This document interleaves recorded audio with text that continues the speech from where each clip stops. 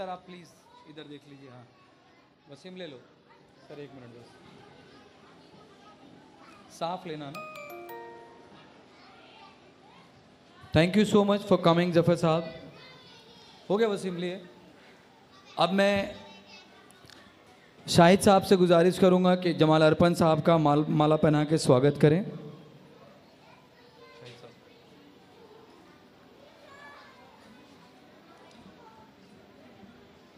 Sir ले लिए हैं?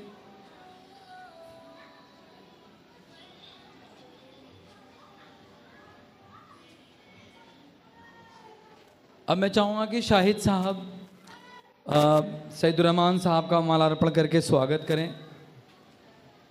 बस एक सर बस है, ठीक। आइए वसीम साहब उधर देख लीजिए सर, इस प्रोग्राम की कमाई फोटो ही है।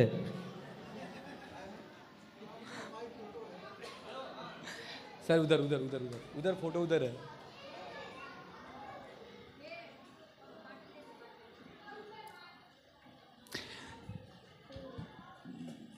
Thank you so much, Shahid Saab, for having such a warm welcome for our guest, and I am really thankful from my deep of heart, Mr. Zafar Karaun Sahab, Mr. Jamal Arpan Sahab और जनाब सईदुर्रहमान साहब। ये सभी किसी न किसी ओहदे पे, किसी न किसी बड़ी जिम्मेदारी को अपने समाज में अंजाम दे रहे हैं, और मैं इन तमाम लोगों का तहे दिल से शुक्रगुजार हूँ कि ये हमारे इस छोटे से प्रोग्राम में आए।